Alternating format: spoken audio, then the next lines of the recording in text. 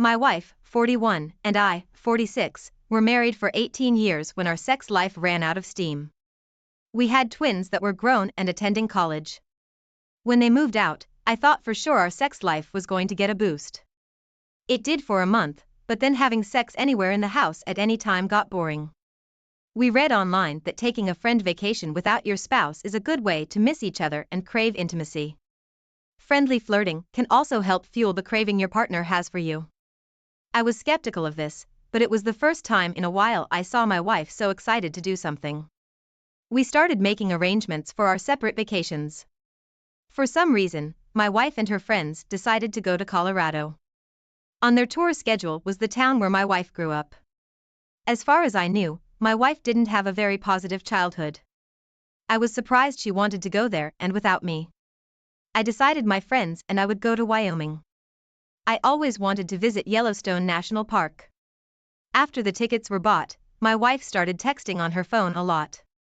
I didn't want to bug her. I was pretty sure she was just making arrangements and chatting with girls about the upcoming vacation. I texted my friends about it, of course. We just didn't have as much to say. I asked my wife for a copy of their itinerary, and she was caught off guard by my request. She said she would have to edit it because she mixed up the dates on the first draft. Once she fixed it, she gave me one of the printouts. It was a bunch of girly activities like yoga, shopping, yogurt treats, hiking, and restaurants. Well, fast forward to 3 days into our 6-day vacation. I missed her a lot. I was having fun, but suddenly 6 days felt like way too long. To make matters worse, my wife stopped responding to me. It really made me worry. I told my friends about it, and they of course told me to just relax and enjoy my time away in a new place. I did, for another day. But my wife was responding really weirdly to my texts. It was like she didn't care what I had to say, and only responded because she had to. I felt terrible, and I was worried. My wife's itinerary placed her group at a restaurant that night for dinner exactly 6 hours away from my friends and I. I started driving there at 1 p.m., so I'd get there by 7. When I got there, I found all of my wife's friends. They were shocked to see me. I asked them where my wife was, and they told me the worst news ever. She left them to meet up with someone else. I collapsed onto one of the chairs by their table, and they offered me even more information. They said she'd been on her phone until this morning, when she left before anyone woke up. She only texted them to say she wouldn't be back until late. I asked if she said anything else about who she was meeting or where she was going. Finally, one of her friends gave me a tiny piece of paper. She said it was for safety reasons, because my wife didn't want to go somewhere without someone knowing. It was an address. This friend added that my wife didn't want her to tell anyone, especially not me, where she was going, and this was only if she didn't come back in time for the flight home. Seeing as I showed up unexpectedly and concerned, this friend was persuaded to tell me the truth. I thanked her and ran out to my car. She caught up to me and asked if she could tag along. I agreed. I needed someone else to balance out my panic. Her name was Jade, and she told me about her family, hobbies, and work. It was a great distraction, but as soon as we got to the address, I was worried again. It was someone's house. There weren't any cars in the driveway, but it was only 8 p.m. Just before 9 p.m., a car pulled into the driveway. A man got out of the driver's seat, and my wife got out of the passenger seat. I got out, followed by Jade, and called out, "Hey, honey." She jumped and turned to see me. Her mouth was hanging open, and she was infuriated. She immediately asked what I was doing there and why I was with Jade. I told her she came with me for emotional support because I wasn't sure what I was going to find. I looked at the man I had never seen before and asked who he was. He boldly said he was my wife's lifelong friend and new lover. I punched him in the face. My wife screamed and got closer to him. She yelled that he didn't know we were married. I asked her whose fault that was. He didn't know because she didn't want him to know. I asked if she planned for this the whole time, and she refused to answer me, even having the nerve to say I shouldn't be there. She looked at Jade and blamed her for being a snitch. I stepped in and said she only told me because she shared my concern, and I drove 6 hours to find her. This trip was supposed to renew our intimacy and give my wife a chance to miss me as she thought fondly of us, but instead, she used this time to meet up with a man from her past. I told her she wasn't welcome back at her home, and we were over. I trusted her to remain loyal and use this time to benefit our relationship, and she chose to destroy it. I couldn't believe it. After all this ranting, her bold lover started cursing at Jade and I, demanding we leave. He encouraged her to get in the house. She made eye contact with me for no more than 4 seconds before saying she was sorry and following him into the house. 4 seconds was all the deliberation it took for my wife to leave me standing in another man's yard. 4 seconds out of 18 years. I got back in the car with Jade and started driving back to the restaurant. She apologized for me having to go through all of this. She said she wanted to keep me company when I got home if that was okay, and I graciously accepted. After she got back to her car, I started the long car ride home. I called my twin sons and guy friends to tell them what was going on. They were extremely sympathetic and flocked to my side for emotional support. 3 weeks after I got home, Jade was visiting me at least twice a week. I appreciated her a lot, just as much as I appreciated my sons and friends because they continued checking up with me over the phone or in person. My sons told me they could never see Mom in the same light again. They kept in touch with her over the phone, but they dedicated themselves to their college studies and didn't consider changing their lives to help her in any way. One of my wife's mutual friends told Jade that her AP dumped her after 4 months for being too clingy. That had to hurt so bad. She was used to being married for 18 years. It's no wonder she was clingy to him. She probably wanted to be assured emotionally that she made the right decision, but that only made him leave her. I wondered what she was going to do with her life now, but I didn't try very hard to find out. An entire year later, I checked my old email address and found that my wife had been sending me emails weekly that entire time. The messages ranged from extremely angry with me to completely desperate for my response and love. I was honestly relieved I didn't find these messages until a year later, because by now I was romantically involved with Jade and wasn't tempted to take my wife back after her infidelity. I hope this story encourages people not to cheat.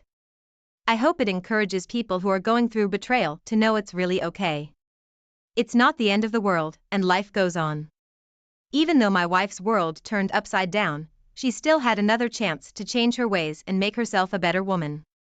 Wow, OP. I am so sorry you had to endure the betrayal of your lifelong partner. You came out of your comfort zone for the chance to improve your marriage, and your wife made the selfish decision to meet with another man. I am sorry your wife didn't understand how beneficial and worthwhile it would have been to rekindle the flame in your long, successful marriage. She chose to sacrifice the father of her children, the man she spent 18 years with, for a fling that only lasted 4 months.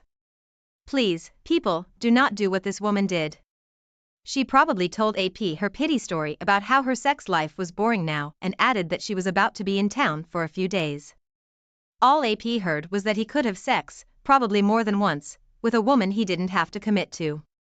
Who knows what he promised her at the time, but it seems like as soon as she made the jump and switched men in her life, AP proved he wouldn't provide her the stability she was accustomed to. The lesson here is not to have sex with anyone who isn't your long-term companion. Sex is intended to be a sacred expression of love and commitment, but when it's had with the wrong people at the wrong time, it brings trouble. The best way to spice up your love life with a long-term spouse is communication. Sexy and out of the ordinary communication. You probably know what your spouse enjoys, so focus completely on that. Become a selfless fiend for what they crave and you'll surprise the both of you. If you aren't sure what to say, ask them about it or just let them know you're gonna try some new pillow talk. Thank you for sharing this story. Now let's get into today's second story. Today I'm going to tell you all about one crazy life-changing event that happened to me. It all started when I got a phone call halfway through my workday. My wife, 27, and I, 33, were married for 6 years at this point and she had been looking for a job for a year. She earned a small amount of money by making crafts and selling them on Etsy. I didn't want her to feel rushed or forced to get a job she hated. She'd already been through a really crappy childhood, so I only ever wanted to motivate her and make her feel safe. Our relationship seemed wonderful to me. She would get depressed sometimes and I knew it was because of painful memories of the past. I asked her what was on her mind at least once a day, but much of the time she didn't say anything. When she did, it wasn't anything I could help with or didn't already know. So on this particular day at work, I got a phone call from the police department of the next county over. I was confused but listened as he explained that he had no choice but to arrest my wife today. Understandably, I freaked out. I asked him what the hell happened and what was going on. He said they received several calls about a woman setting a car on fire in one of the residential neighborhoods. My first thought was that there was no way it was my wife, but he verified her name and phone number and said they had possession of her car. I was absolutely mind-effed. I asked if she gave any statement, the reason for being there, or an explanation, and he said so far she was unwilling to talk to them. I asked if she was allowed to call me and instead he asked me to come in person to talk to her. I agreed. When I got there, they had me sit in the interview room with her. Her expression went from hardened and angry to soft and defeated. She covered her face with her hands. I asked her what the heck happened. I needed to know because I could not figure this out. She whispered that she couldn't tell me. I asked why. She said it was because we were being recorded and I wouldn't want to know. I said she was wrong. I wanted to know and she was apparently caught red-handed, so the only thing left to do was explain herself. She sat up, revealing her reddened and depressed face. She said she was setting fire to her ex's car because he cheated on her. After I let this sink in a bit, I asked her how long ago this happened and why seek revenge now. She really didn't want to answer me anymore, but I was her husband. She was in a police station. Her options were limited. After breathing a lot and crying, she told me he cheated on her last night. I said what, and she went on to explain that she'd been seeing him for a few months while I was at work. I could not believe what I was hearing. The cops were gonna have a ball watching this drama unfold, so I clarified that she was seeing AP behind my back and when she found out he cheated on her last night, she decided to set his car on fire in broad daylight. After hearing my words, she looked like a shell of a woman. I told her I was ashamed to be her husband. She exposed her own affair by losing any self-control or responsibility she had left. I told her we were over and left the police station. I got a few sorry looks from some of the officers. My wife freaked out. She could only call people with permission from the cops, so the next person she called was her grandmother who raised her. Her grandmother actually thought it was a scam call and didn't look into it any further for another 3 weeks. Then she was finally contacted and paid my wife's bail. In order to afford it, she had to take out a loan. This was just the start of my wife's consequences. After she was out of jail, she tried to call me over and over again. After receiving 15 calls in one day, I finally answered it. She begged me to hear her out and at least meet her for coffee. She said it was the least I could do after the ordeal she'd been through in our 6-year relationship deserved one more chance of survival. I laughed a good hearty laugh. I told her our 6-year relationship was over dead in the past. I only kept that relationship with her in good faith that she would never go behind my back and sleep with another man. Not only did she do that, but she also jumped at criminal activity by setting his car on fire. She wailed and sobbed into the phone like it was her lifeline. I told her she made the decision to go behind my back and anyone should know it's only a matter of time before the truth comes out. I just got lucky because her idiotic actions did the work for me. I wished her luck in whatever she tries to do next with her life. As I said that, she started screaming for me not to hang up, but I did. Her aunt contacted me 4 months later. She asked if she could bring a truck over to get my ex's belongings. I said that was fine and she went on to explain that my ex's grandmother passed away and the house was in foreclosure. So my ex was moving in with her and I'd finally get her crappy belongings out of my house. That sounded fine to me. I did wonder how she was holding up, but I didn't ask. By this point, I started seeing another woman and did not want to give any false hope by asking questions. I hope my story encourages everyone not to cheat on their partner. There are 2 things that helped me get through this ordeal the most. The first was exercising daily. I didn't want to do it, but I forced myself to use my muscles until I could feel the burn. It helped me to get out built-up anger and turn my attitude around for the better. I wasn't feeling down on myself. I was feeling positive and capable. The second thing I did was show myself love and care by doing what I wanted. Most of the time it was listening to music and dancing. Other times it was reading, watching TEF, drawing, playing music, or going for a walk. OP, I am so sorry your wife went behind your back for months to sleep with another man. I'm sorry that you found out about her arrest for setting a car on fire. I can only imagine the shock you felt as her husband. This just goes to show that sometimes spouses cannot control or predict their partner's actions. You may think you know someone as well as you possibly can, but they could have so much pain and smothered emotion from their past that it comes out in a most unpredictable way. When this happens, please do not blame yourself. You can't possibly know or control what someone else is thinking or doing. Even more importantly, their disregard for you and the consequences they'll bring does not determine your self-worth. It simply means that they had pain and emotions they did not know how to handle or resolve. It means they made very poor decisions because of their pain and perception of things. As humans, we are all nothing more than a combination of several faculties working together, and when we let something that's ultimately meaningless affect how we behave and treat others, that's a mistake that will undoubtedly cause a ripple effect. I wish you the best of luck in life. Thank you all for taking the time to listen to today's stories. If you enjoyed listening, please feel free to like and subscribe if you haven't already. Also, comment below with your thoughts on what happened. My wife, 33, was an expert shopper. It helps that her grandmother and mother were very materialistic people while keeping a budget. She would hunt for the perfect sale, which is why I, 37, didn't usually jump up to go with her because she could be out for 6 hours or more. She would go out once a week, every Saturday, leaving the house by 6 a.m. She'd go to Saturday's market, then go to the mall, eat lunch, and probably shop more. We were married for 8 years, and the whole time she was in the habit of doing this. She took our 5-year-old daughter with her sometimes. My wife was a consistent light in my life, and I did not know she didn't deserve my trust. She started taking our daughter less and less often, leaving the house without waking her up or giving her the choice. I asked her why, and she said she could get back sooner without bringing her along because a lot of the time, she would start to complain and get tired long before my wife was ready to come back home. I suppose that was a reasonable explanation, but my daughter and I were both bummed because she enjoyed those trips with her mom. Our daughter actually started asking her each time if she could go with her, and she'd say no each time. She'd do something else with her the next day, or bring home something nice for her, but it wasn't the same. I let it go for a while, but eventually, I felt like I had to say something. I confronted her and told her she needed to take her with her that Saturday. She was not happy. I couldn't believe how inconvenient it was for her. She started to accept it and actually did follow through, but that Sunday, she went out alone. Usually, we all had family time and practiced meditation.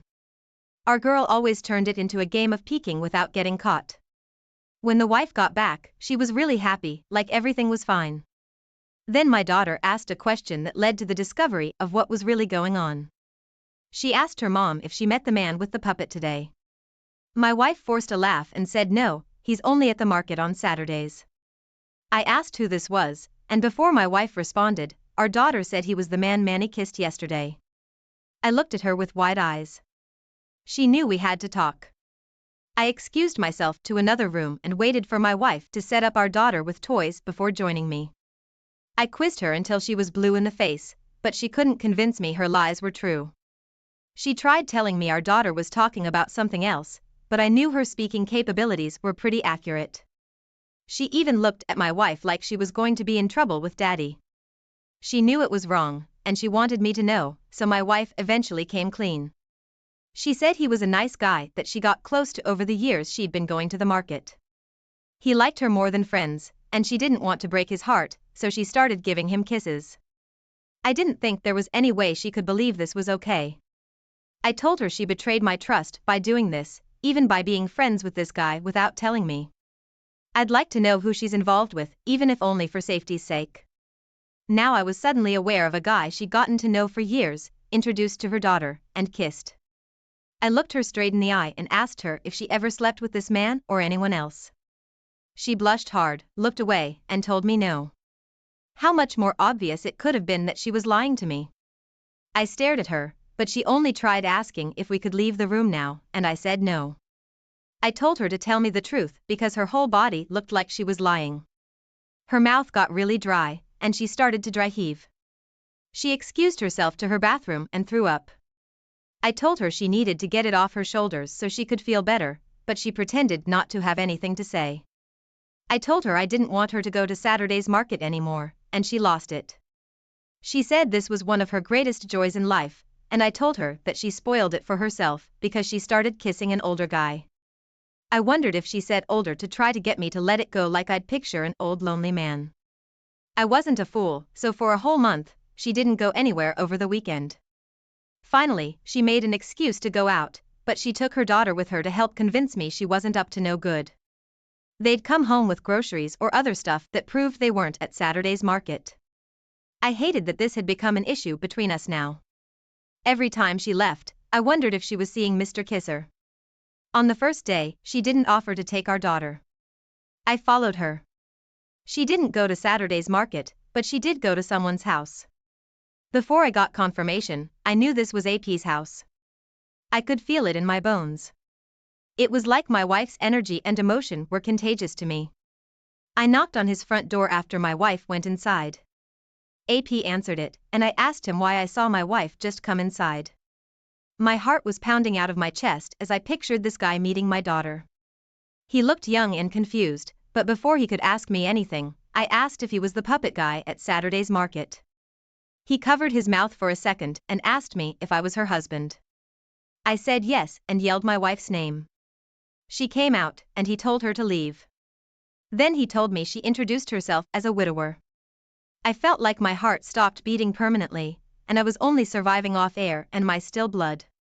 My wife came rushing out like she had a right to be mad, rushing past me. I followed her.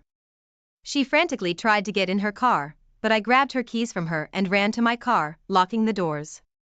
She watched helplessly as I took her house key off before giving them back. She told her parents I kicked her out for no reason, so they let her stay with them and arranged to have a truck come get her stuff. They came over to visit with our daughter and asked me what really happened.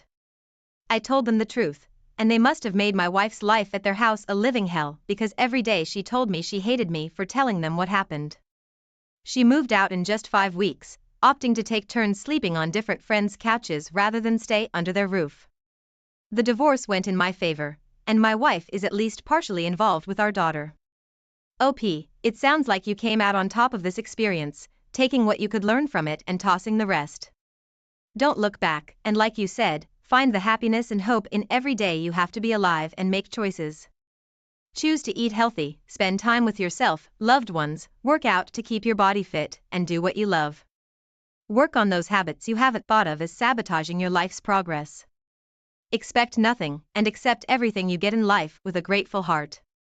Her kissing him like it was okay shows she did not have the maturity or level of thinking required to have a long-lasting, sacred relationship. It's much worse that she introduced her daughter to this outsider and herself as a widower. I wish you the best of luck moving forward. Now let's get into our second story for today. I, 34 male, was dating my fiancée, 32, for 3 years before I proposed. She grew up in a very sheltered household, so I was the first man she dated and slept with. We grew up in the country away from it all, so we felt old-fashioned compared to how a lot of people live their lives, but that's how we liked it. Our families were proud, and there wasn't any drama. After she said yes, we started looking for a house to buy. It figures that the first house we look at is being shown by an extremely attractive man, and I say that as heterosexually as possible. I wasn't worried at first. I thought my wife to be loved and respected me, but when I saw the way she looked at this stranger, it was like she saw all the future possibilities if she married him instead. She asked him lots of questions about his personal life and seemed completely intrigued that life brought them together. I felt left in the dust. This couldn't have been all in my head. She wasn't just being friendly. When we left the house tour, I asked her what that was all about, and she played dumb. She acted like I didn't just see her flirting with this guy, like her life depended on it. I told her what I saw, and she said I must be an extremely jealous person to have seen something that wasn't happening. Well, I told her we weren't buying that house because I didn't like that guy, and I wasn't comfortable with her seeing him ever again. Since that day, she started asking me more questions about her appearance and what my goals were in life. I think she started wondering if I was good enough to be with her. She started talking about how great it would be to make as much money as a realtor and to be able to be dressed up and just show houses seems so easy. I told her I didn't want her to work at the same realty place as that guy. Little did I know, she was already texting him and applied to the company. 2 weeks later, she told me she was hired as a bank teller. She started going to work each day, and I didn't even go to the bank she was supposedly working at until a week after she started. I later on figured out that she wasn't there. I called her to see where she was, and she answered in a cheery voice, but when I told her I was looking for her at the bank, she panicked. She started stuttering and saying she was out to lunch, but I told her not to lie to me. I said I already went inside, and no one knew who she was. She was speechless. She finally said I had to promise not to be mad, and she told me she actually became a realtor.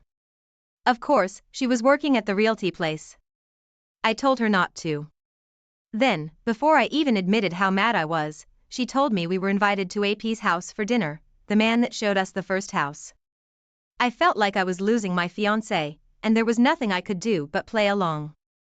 She swore they were only friends, and I didn't have any concrete proof otherwise.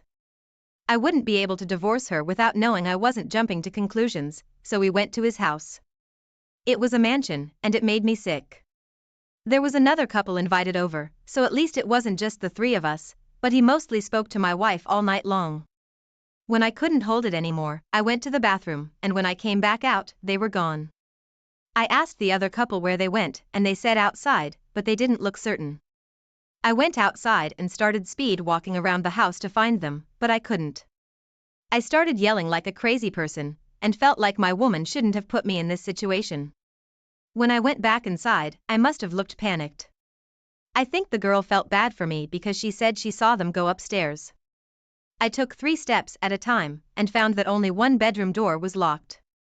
I banged on it, demanding to see my fiancé, and it was about 30 seconds until he opened the door.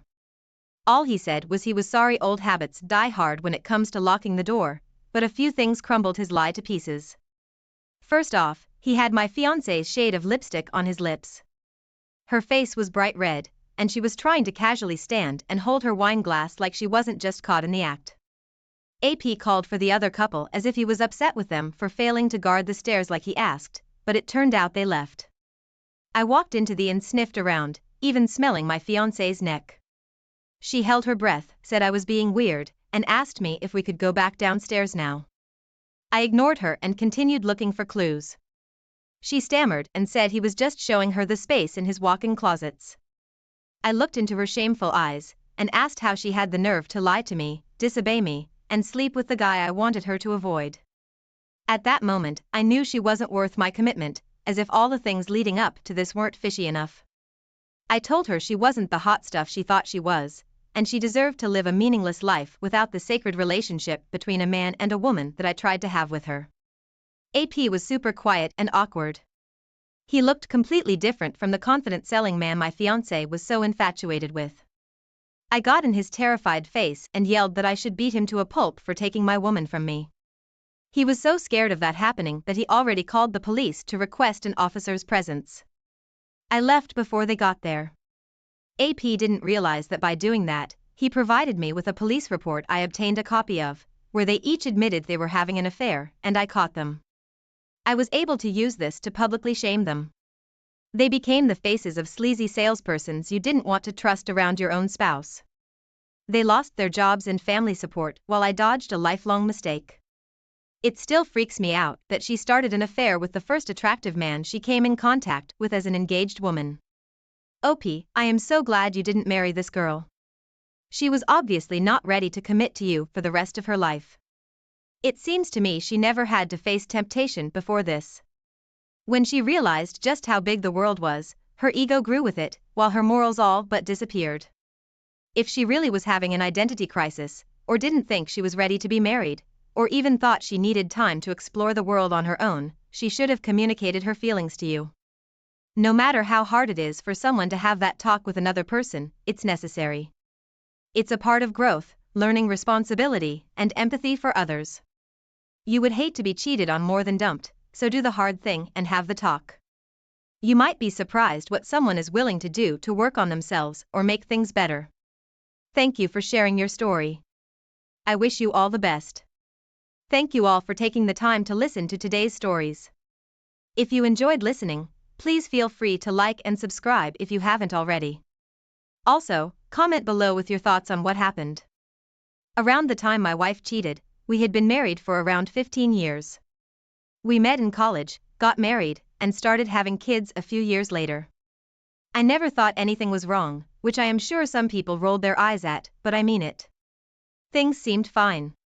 We'd get up in the morning together, have breakfast with the family, and then go about our day until coming home in the evening. Then we'd have dinner and spend some time together as a family. Our intimacy hadn't changed at all. Sure, it was nowhere near the level when we first got married, but it still was pretty good for a couple who had been married as long as we had. I think if my wife had shown some signs, it would have been a lot easier to digest, but she didn't. Even after all these years, I still can't see any signs. Maybe she had put up a mask for me that was so good I was unable to see through it. The only reason I even realized something was going on was because of my kids. They happened to see mommy kissing her friend while I was at work one day.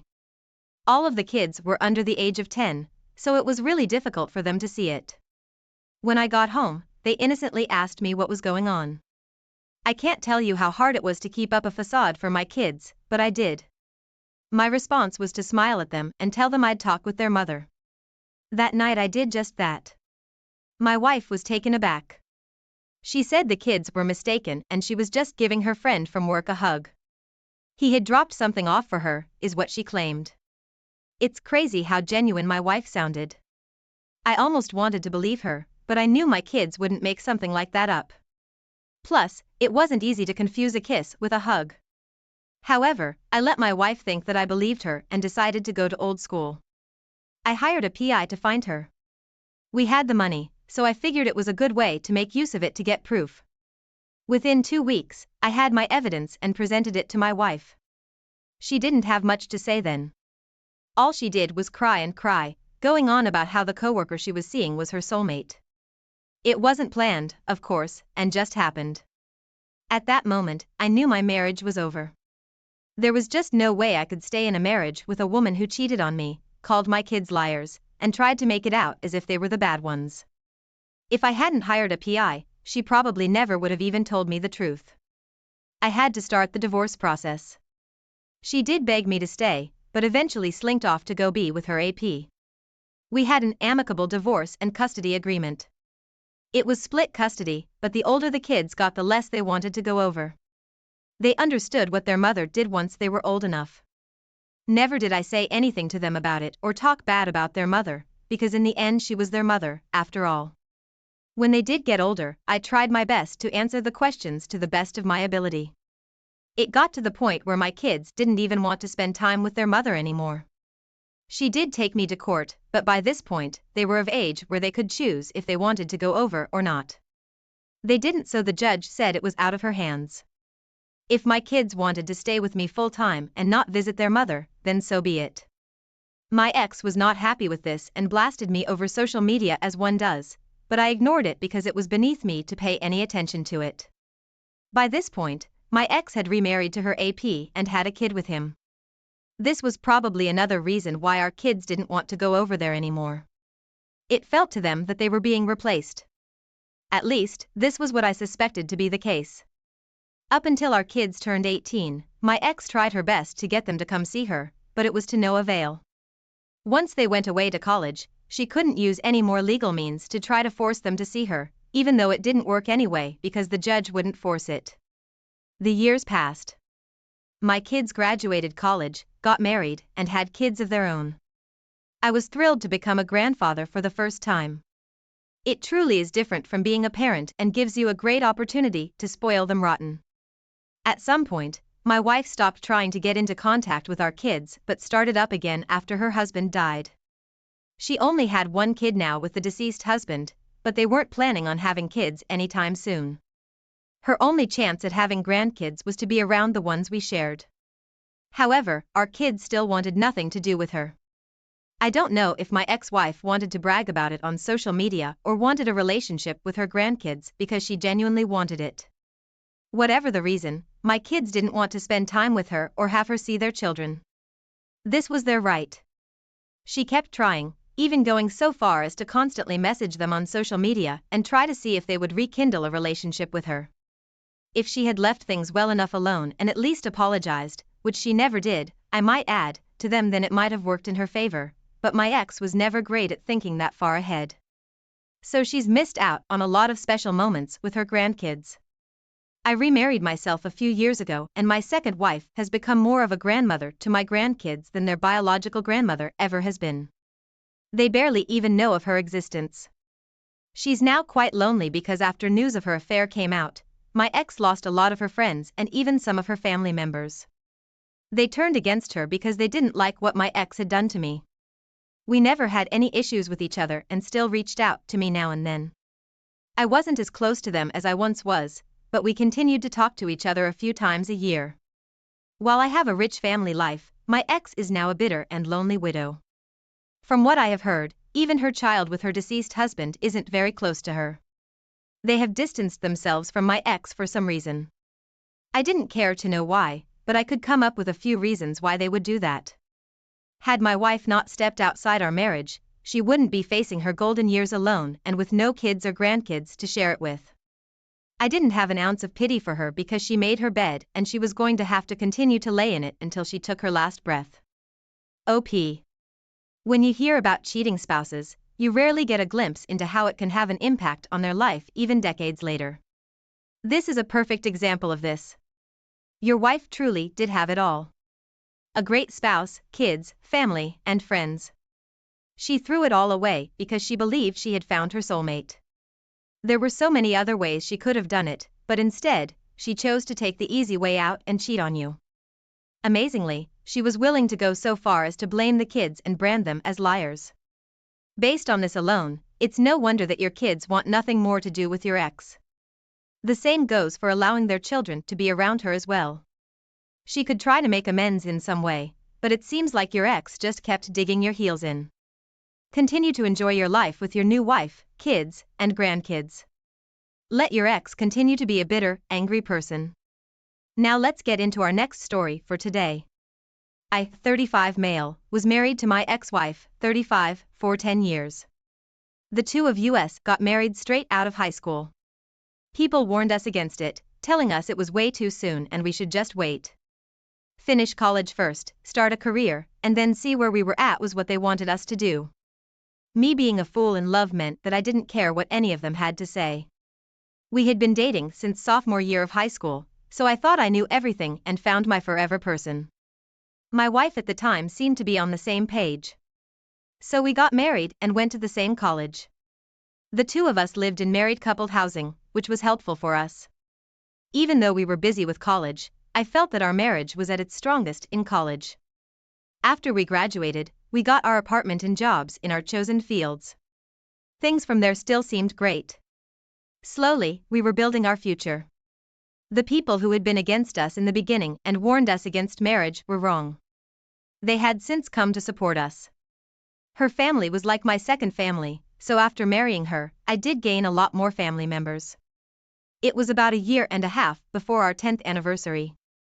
I noticed something was going on with my wife. She was more distant and didn't want me to ever touch her. I attributed it to me working a lot lately and just being very busy. I decided to make it up to her by planning a romantic night. She ended up not coming home that night and used the excuse that she was staying with a friend. Like I said, I had no reason not to believe or trust her, so I assumed she was telling the truth. The closer we got to our 10th anniversary, the more it continued. My wife was even more indifferent to me than ever and was hardly home. It was at this point, I realized the chances of her having an affair was high, so I used one of those Apple AirTags. I was ashamed to use it, but I had to find out. Instead of going to a friend's house like she said, she was across town in the opposite direction. I drove there and waited for her to come out. She did come out arm in arm with some heavily tattooed and pierced guy. Compared to my straight-laced self who always played by the rules, it was quite a shock. I took a video and quietly drove home. When she got home, I didn't say anything and just played the video for her. After the shock wore off, she started yelling at me for planting an AirTag in her car and following her. It was creepy, apparently. the logic she was spewing was just very hard to follow. I just waited until she quieted and asked why. My wife claimed she needed someone more exciting and not as boring as I was. Working hard to provide a good life for us wasn't what she wanted. I pointed out that by working so much, I was able to help us afford a nice house, car, etc. But my wife just told me she wanted more. If what she wanted was something more, then I was fine with that. True to her word, my wife wanted out as quickly as possible. With me being the breadwinner, she could have gotten a lot of money and spousal support out of me. However, she seemed more focused on the ink being dry on the divorce papers than anything else. She wanted so badly to be with her precious AP, who was her true soulmate. I was just a stop along the way to finding him, her words, and not mine. If that's what she wanted, then fine. The agreement ended up with me getting the house, dog, and more than half the money in the joint account. I was shocked that all she wanted was the car to be paid off completely and no alimony.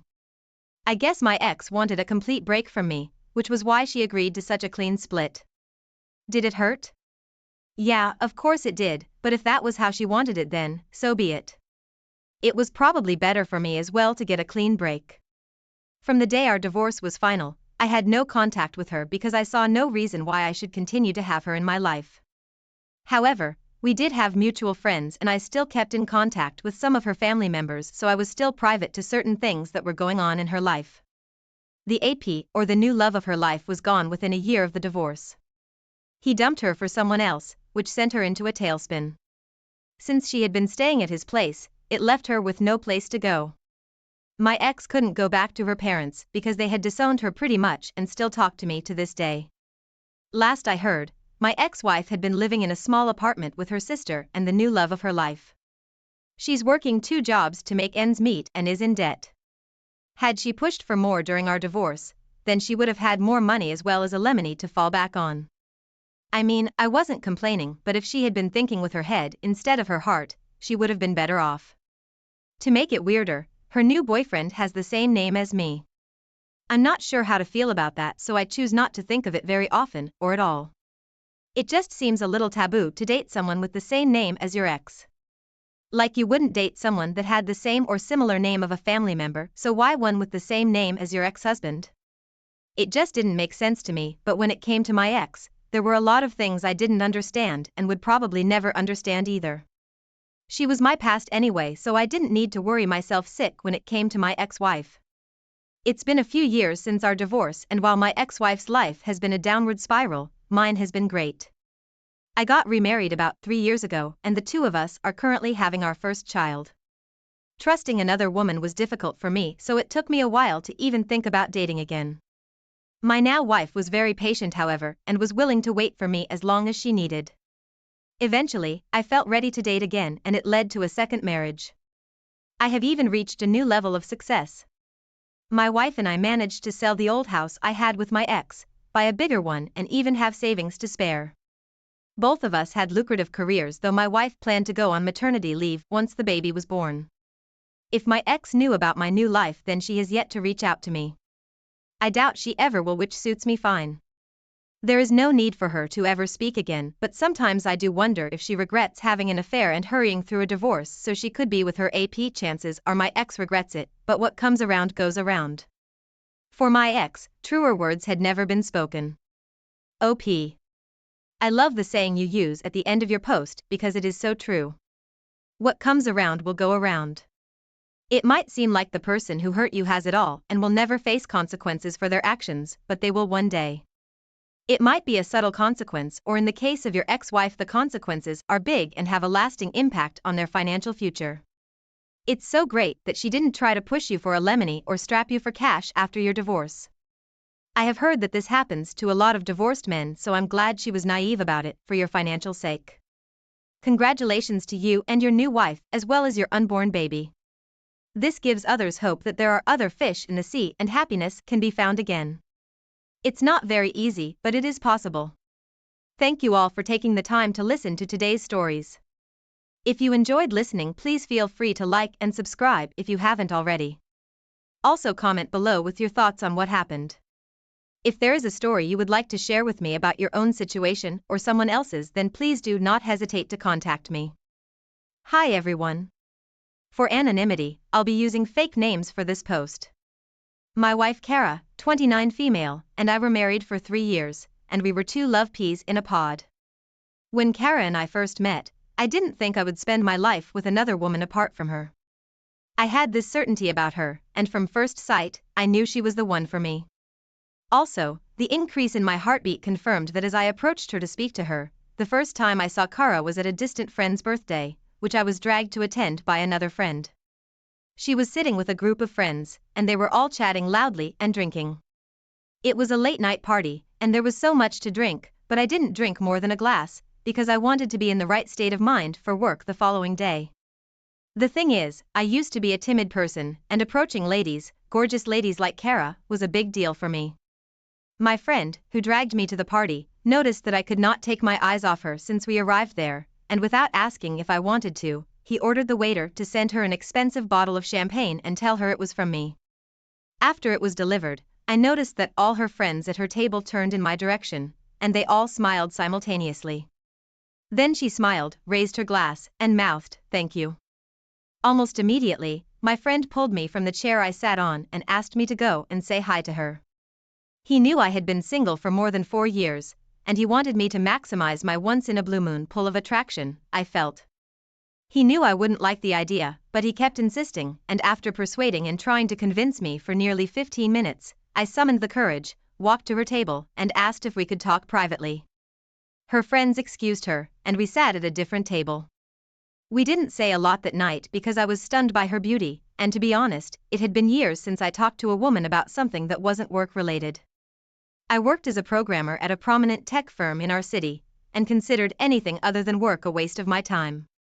We introduced ourselves to each other, and I found out she was currently doing her PhD, even without saying so much. I'm sure my constant blushes and ear-to-ear grin had given me out that night.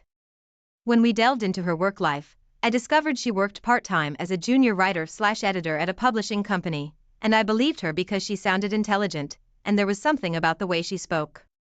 After our little chit-chat that night, we exchanged contacts, and I left the party because I had to rest for a few hours before going to work the following morning. We had our first official date about a week later because I was caught in the web of deadlines, and she claimed she was busy too. Our first date was more fun than the night we met. We talked about so many things, and I loved that she was very free-spirited. She smiled and laughed wholeheartedly, and it was evident that she enjoyed our conversation and our time together. After our first date, we hung out more often and visited each other's apartments. Before we started dating, she would come over to my place on weekends, and we would try cooking a meal together from a cookbook, baking pastries with strange names, or we would just do something fun. As weeks passed, we got closer to each other, and I could not go to bed without thinking about her every night. I saw all the signs that convinced me she was the one for me, and I kept imagining what it would feel like to spend the rest of my life with Kara. As friends, I took her shopping and got her flowers and the things I knew she loved. I knew she loved me too, and I also knew she wanted me to ask her out. Her body language said it all, and eventually I did, and she said yes. For me, money was not a problem. I was well paid, and most importantly, I loved a spoiled Kara because it made me happy. We ended up dating for only 13 months, and we got married. We had a beachside wedding. Kara wanted that since childhood, and I was happy to do that. The wedding was small because we wanted to use part of the money for our vacation, and we did that.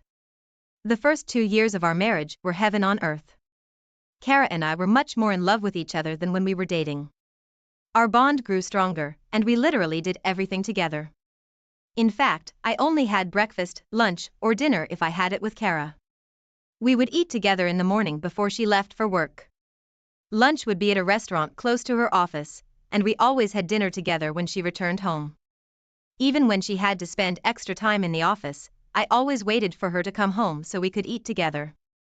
Aside from eating together, we had the rule of going to bed early so we could bond, get intimate, and talk about random things before sleeping off. Already in our first year of marriage, I had been promoted to a senior programmer in the firm I worked for, and my work became 100% remote unless I chose to go to the office. Kara was also done with her PhD, and now working full-time as a writer/editor in her publishing company, which also came with an increased workload. Unfortunately, A year after Kara started working as a full-time editor for the publishing company, she got laid off.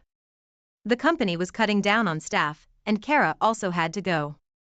This was in the third year of our marriage, which changed many things between us. Being sacked took its mental toll on her, and she slowly became depressed. We no longer talked like we used to or did our usual weekend cooking tradition. She became a shadow of herself, and it hurt me to see her that way. I even offered to double what she was paid at the publishing company, hoping it would brighten up her mood or cheer her up, but it didn't. She told me she wasn't working there because of the money, but because it was always her dream to work as an editor in that particular organization. Despite shuffling our house and her parents' house, Kara was still not herself, and I was becoming more concerned. It wasn't until a friend of mine recommended that she talk to a therapist, and that was when we began to see changes. Slowly, she became more active and the vibrant, cheerful woman I used to know. She met with her therapist 3 times a week, and I even insisted that she made it 4 times a week because I was impressed with the results I saw. I wanted her to be fully back to how she used to be, so bad that I didn't notice something else happening between her and the therapist. I was cleaning the house to surprise her the day I found out. She had gone to her parents' house the previous day, and I didn't want her to come home and clean. I even went grocery shopping to make her favorite meal and got scented candles to make her dinner special. I cooked first so I could clean up at once. I was in our room cleaning and folding clothes in the wardrobe when my hands touched a small journal that was partly tucked under a pile of clothes. I pulled the journal and realized it was from her therapist because it had the company's insignia on it. I know I should not have read it, but I was curious about what she had been journaling. To my greatest surprise, I found out Kara and her therapist were having an affair, and she journaled every bit of it. I was speechless and heartbroken. I went through the journal again to be sure of what I had read, and the content didn't change. Kara was cheating on me, and she was unapologetic about it. She even wrote about how her therapist was better in bed than me. I've got to admit, I was hurt and cried like a baby that day, and everything I planned for us was ruined. I laid on our bed for hours, and when it dawned on me that what had been done, I wanted them to pay for hurting me. I took pictures of the journal and filed a complaint to the therapist's office. I even took the journal with me in case they had doubts, and they were disappointed when they read it.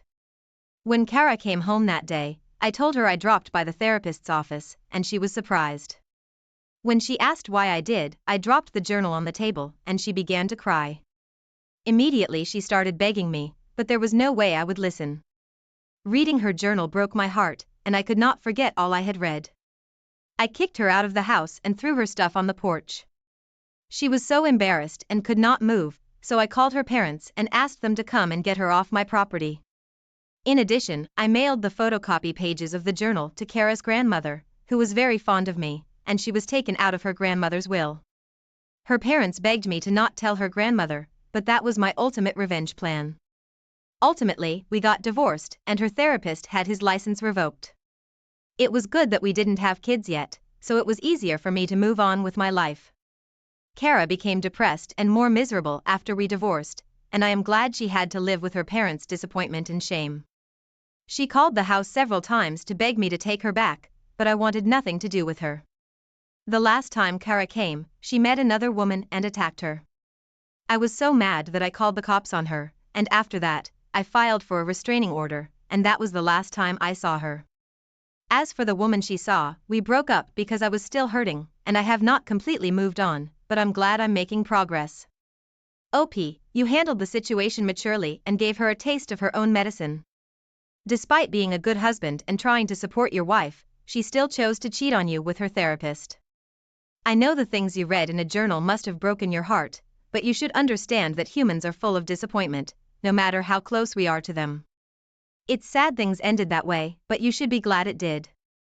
She probably hates you for ruining her life and taking her out of the grandmother's will, but revenge is best served cold.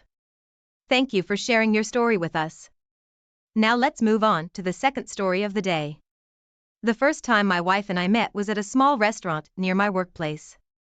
That day, I went to have lunch with one of my colleagues, and I could not ignore her sitting alone. I was used to approaching girls and sweeping them off their feet with my sweet lines, and I thought I would get lucky with my wife. But she completed the line I wanted to use on her before I did. I was impressed to see that, but it also meant she would be a tough nut to crack. And like I had predicted, she was. Instead of blushing and smiling like other women, she locked her eyes with mine, faked a smile, and continued eating her food. That was my first time being ignored like that by a woman, and it was embarrassing because everyone's eye was on us. Still, overall, I found her attitude very charming and different from the rest of the women I had met. I kept talking to her without getting a response, and finally, after I tried so much, she smiled. When she smiled genuinely that time, I knew I had broken through her high walls, and with a snap of a finger, we were talking and laughing together. The conversation we had felt like we had known each other for a long time flowed freely and naturally. Despite being complete strangers, we chatted like best friends who had not seen each other in a while, and at the end of my 30-minute break, we exchanged contacts and Facebook handles. There was something I was looking out for, and when I saw that, I asked her out. I was convinced we were a perfect fit, and I didn't want to make the same mistake I made with my ex-girlfriends. Of course, she said yes, and we became inseparable. We even wore matching outfits occasionally because she thought it was sweet. We dated for 9 months before we married, and though my friends thought I was moving too fast, I didn't think there was a better time to officially make her mine. About 2 weeks before our wedding, I leased a bigger apartment, and we moved in when we returned from our honeymoon. The first year of our marriage was splendid. I had never been deeply in love like I was with my wife, so I did anything I could to make her smile every day. Before we got married, I noticed that my wife was fond of my stepbrother, and she often talked about him when we returned from our family hangout. My stepbrother was a gym instructor, and as a result of that, he was heavily built. He was also handsome, and the kind of guy ladies love to be around.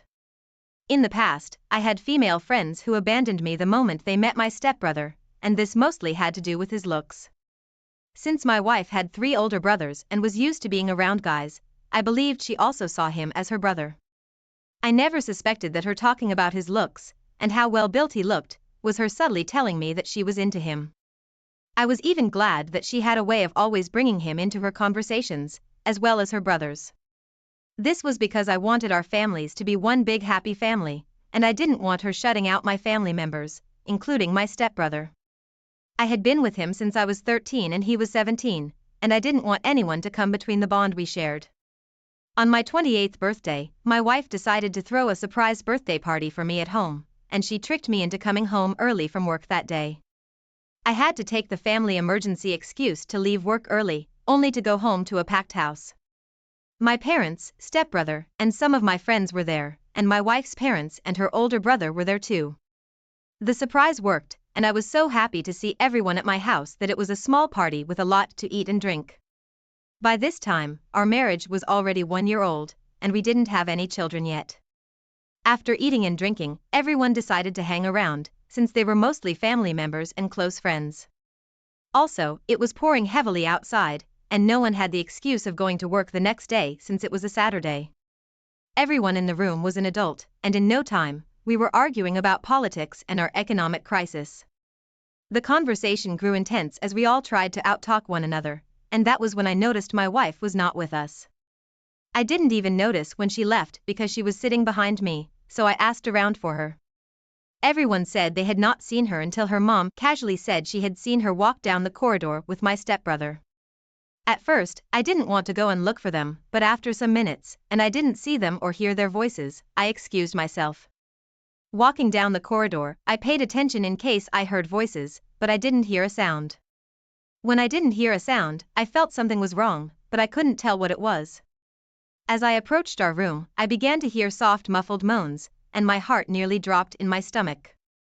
I walked closer to our room, pressed my ear against the door, and could not believe what I heard. I was devastated and heartbroken, but I had to keep myself together. A part of me wanted to go in there and give them the beatings of their lives, but I knew it would only complicate things. So, I slowly pushed the door open, and luckily, they didn't hear a creak because they were so busy. I turned on my phone video recorder, recorded them, and quietly returned to the living room. About 15 minutes later, my stepbrother returned first, and some minutes later, she came in. She changed her clothes and took her bath, so no one would suspect anything. When we were complete, I asked if everyone wanted to see a movie, and they all agreed. Then I told my wife to go and make popcorn for everyone. While she was making the popcorn, I transferred the video I had recorded to my flash drive, so I could plug it into my large screen television. We were settled as soon as the popcorn was shared with everyone. I played the video, and though they did not understand at first, their mouths eventually fell when they watched the video. My wife and stepbrother were the most surprised ones, and they could not say anything or defend themselves. They sat there speechless. Our parents were shocked and disappointed, and none of them could say anything. They were all ashamed and expected me to react in a certain way, but I didn't.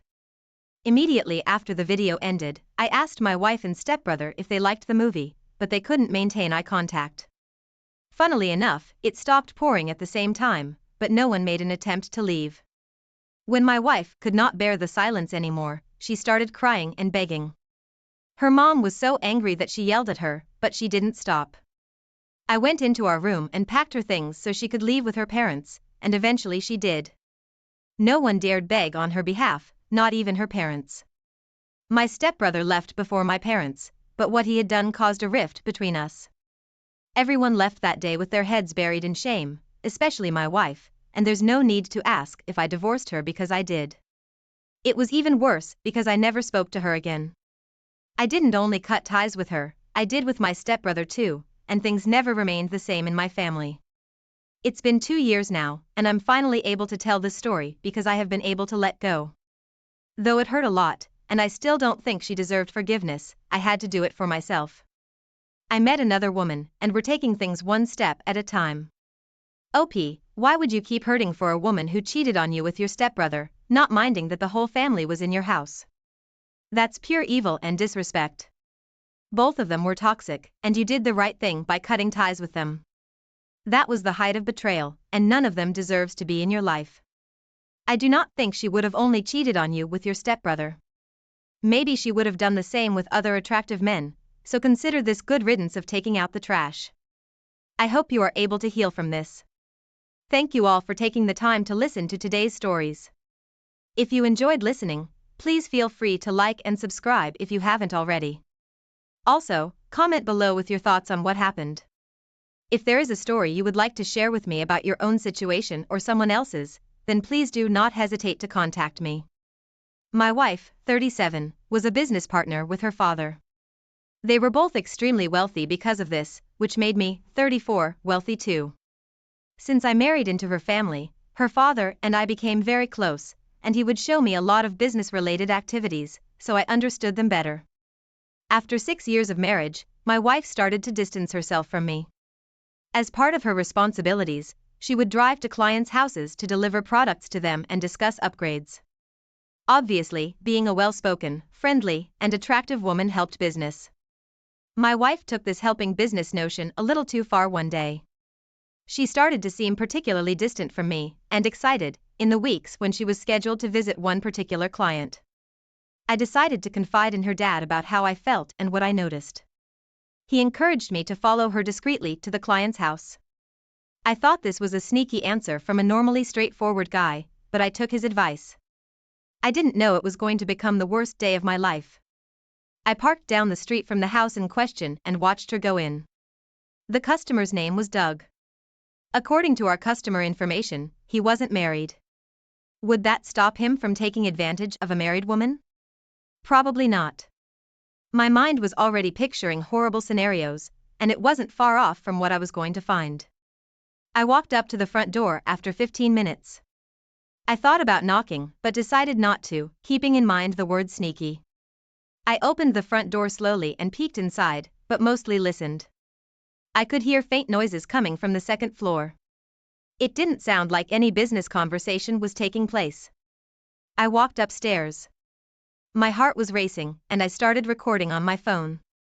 As I got closer to one particular door, I could hear them going at it. I opened the door and found my wife having sex with Doug. It was my worst nightmare coming true. My wife immediately turned to look at who was barging in on them, and started screaming when she saw it was me. She tried to shield her body from the camera, but it was too late. It saw everything. She screamed for me to stop recording and let her get clothes on. I continued recording as I left Doug's house and got in my car. It recorded my sobs and angry words as I drove to my father-in-law's because I didn't know where else to go. When I got there, my father-in-law acted like a real dad to me. He listened intently as I told him what happened. He watched the video, but only to the point where he could hear moaning. He believed everything I told him, and better yet, he said he was on my side. 20 minutes later, my wife arrived there too. She walked straight into the kitchen, finding us at the dining room table. Before she even sat down, her father asked her how long she'd been seeing Doug. I looked at him in surprise, just like she did, because I wasn't expecting him to ask that question. I thought for sure she couldn't have done this more than once. She tried to say it was only this one time, but her dad told her he looked at the travel logs. He knew she was going to Doug's house way more often than necessary for the past 11 months. My jaw dropped, and I looked at her expectantly. She didn't know what to say. She tried to speak and protect her image, but it didn't make sense. At one point, it sounded like she was defending her actions by claiming it would help business. Her father offered no sympathy when he told her she was fired. She let out a weird noise of shock and started stammering. She wanted to keep her job, but what could she possibly say? I had her on video sleeping with Doug, and it was clear this wasn't the only time she did it. Besides the betrayal she dealt me, her father told her this was not the behavior he expected from his business partner or daughter. The real whammy that made my wife plead forgiveness was when he announced that he was going to disown her. It didn't matter how much she apologized or what she said, her father's mind was made up. She couldn't live in our marital home, because her father's name was on it and he didn't want her there, and she couldn't live at his house either. She became homeless, living in her Audi. A nice car, but not a home.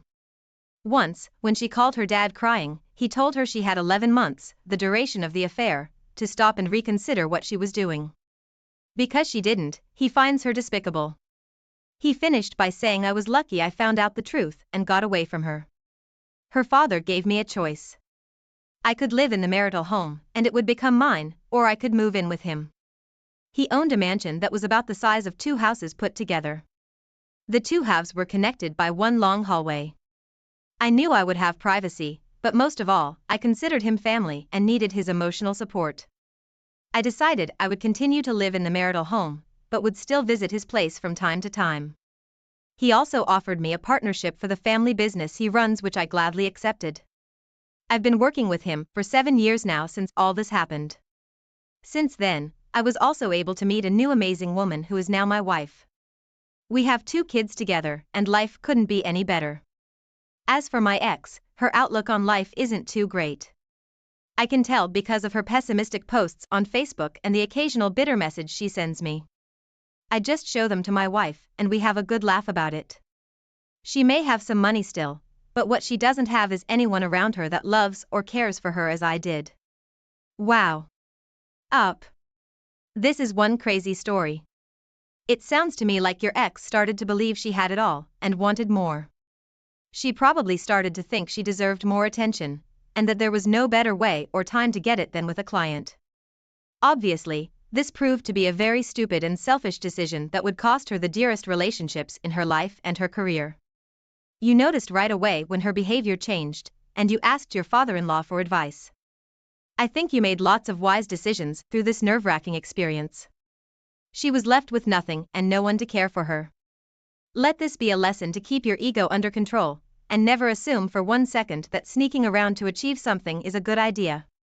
I am so glad to hear that you have a new family and a close relationship with your adoptive father. Thank you for sharing your experience and positive outcome. I wish you the best of luck in life. Up. Now let's get into today's second story. My wife, 35, and I, 38, have 2 sons. At the time this story begins, Eddie is already 11 years old, and his younger brother Teddy is 7. One seemingly ordinary morning, my wife rushed off to work early. I prepared breakfast for my boys, and we had a fun, light-hearted morning chat, like we always do before school. The car ride to school was a quiet, and it seemed like Eddie had something on his mind. I tried asking him if anything was wrong, but he said no. I dropped them off as usual and went to work. After work, I picked them up from school at the request of my wife. She texted me, saying she had to stay at work late for a meeting. I hated when this happened, but was used to it by now. She stayed late at meetings at least 4 times each month for the past 10 years. When we got home, I started cooking dinner for my sons while they sat at the table and did homework. Eddie still seemed like he had something on his mind, but he did his homework and asked me questions about it. We ate dinner together, and they told me about their day at school. It wasn't anything out of the ordinary, but this was the last time I would have a conversation and dinner with my sons before discovering life-changing news. We were about to clear the table when Eddie said he had something to tell me. His voice cracked, and he sounded like he was about to cry. Teddy looked uncomfortable and asked Eddie if he was sure he should tell me about it. I assured them they could tell me anything. Eddie proceeded to tell me that Mommy told them I wasn't their real dad, that a few times every month, Mom would take them to visit their real dad. My jaw dropped. I asked him who their real dad was and if I knew him. He said yes, I knew him. It was Uncle Kevin. I could not move for a few seconds. Both the boys asked if I was okay, if I was mad, and what I was going to do. When I snapped out of it, I told them both that I loved them. I told them that according to me, I would always be their dad. They were happy with that and helped me clean up dinner. They went off to play, and I contemplated what I was going to do. My own brother fathered my children. How could this have happened? I couldn't believe it, and I couldn't prove it. I told the boys to wait until a specific day to tell Mommy that they told me I wasn't their daddy. They agreed and seemed to forget about it. I laid on the couch watching the boys play until my wife got home. As soon as she did, I told her I wasn't feeling well and had to go to sleep. I laid in bed awake until my wife put the boys to bed. When she got in bed with me, she tried to see if I was sleeping, and I pretended to be. When she was asleep, I unlocked her phone. My heart was racing because I never checked her phone before, and I kept thinking she was going to wake up. I found a messaging app tucked into the last page of an app folder called Utilities. It was like she didn't want anyone to find it on her phone. One of her messaging conversations was with Kevin. It was like reading an everyday conversation between a romantic couple, talking about their day, when they were going to meet next, how the boys were, and stuff like that. Mixed into that were messages like, I love you, I consider you to be my husband. The children are lucky to know their real father. I will marry you when the time is right. And then there were sexual messages. Apparently, whenever my wife and brother wanted to have sex, my wife would simply tell me that she had to work late. That was all the proof I needed. Right here, under my nose on her phone. I felt like the biggest idiot in the world for believing my wife and family were perfect and honorable. I took screenshots of their conversations and sent it to myself. Revenge had no choice but to be sweet. The next day, I hired a PI and a lawyer. I already had some proof, but it had to be undeniable. The lawyer informed me that I could receive alimony from my ex, keep my house, and sue my brother for sleeping with my wife and ruining our marriage. A DNA test was done, quickly, I might add, on the boys, and it was determined that the DNA was slightly off from mine. A more exact match was likely to be found in my brother's DNA. Over the next month, a PI followed my wife. It was hard for me to behave normally during this time, but it helped to pretend that my son never told me the secret. At the end of the month, the PI sent me all he captured. There were 42 pictures of my wife, children, and brother. They were all behaving like a family at the park, at his house, and out to dinner. It was the weirdest, most heartbreaking thing to see. There were also pictures of my wife and brother through his bedroom window. The PI must have climbed a tree, and that's what I call dedication. The pictures were explicit. Now that I had all the proof I needed, it was time for my son to tell his mom that I knew the truth. I reminded him to tell her and Uncle Kevin next time they had a visit. 4 days later, my wife left with the kids under the pretext that they were going to visit my wife's mom. I've always hated her, but only because she always hated me. She probably wouldn't ever accept that her daughter conceived children with her husband's brother and passed them off as his own. They were gone for 30 minutes before they returned home. It was just enough time for them to arrive at Kevin's, only for Eddie to tell them that I knew the truth and race back home. It was too late though. I already changed the locks and put a note on the front door. It read, "It's time for the 3 of you to move in with Kevin. Divorce papers and court summons will be arriving there for Mommy and Daddy." My wife banged on the door and cried. It bothered me that it upset her so much. She chose my brother over me by sleeping with him, having his children, and maintaining a secret relationship with him for a very long time. Not only that, but she coached the boys not to tell me anything about it. Even though she sat by the front door crying for an absurdly long time, I had no desire to go out there and discuss anything with her. Eventually, Kevin arrived to pick them all up. They lived with him through the divorce proceedings and court hearings. I kept my house and won alimony payments from my wife. I didn't have to pay child support, and I won in court against my brother. He was ordered to pay me a very large sum of money for sleeping with my wife and ruining our marriage. After I became a wealthy bachelor, my ex's relationship with Kevin fell apart. It must have been different living together with the boys 24/7. The stress of going to court and losing a lot of money probably didn't help anything either. After just 1 year, my ex moved out of Kevin's house and in her mom's house. Throughout that year, and even afterward, my ex would text me at least once a day asking how I was or telling me she was sorry. I still got to visit with the boys, and I know they appreciated it, but it was nothing compared to how we used to be together. My ex could see the difference, and she blamed herself for it, rightly so. It's been 2 years since all of this happened, and the boys show resentment towards their mother for changing who their dad is. She can hardly stand the guilt, but what choice does she have? She continues raising them at her mom's house and has yet to return to the dating scene. My brother doesn't speak to me, but I know he regrets what he's done because my dad told me so. I just started dating another woman, and I have a good feeling about her. She has 1 daughter and wants to have more children. She's compassionate, kind, and honest.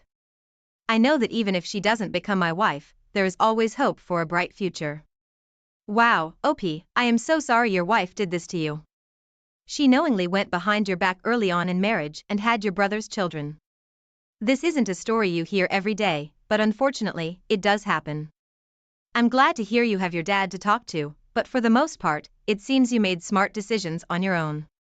You took the time to figure out how to proceed. The things you set into motion helped you to make the cleanest break. It's lucky your wife didn't try to frame you for anything or plot to kill you. This actually happens in the world today. I'm so sorry about what happened to you and hope you are able to heal from this.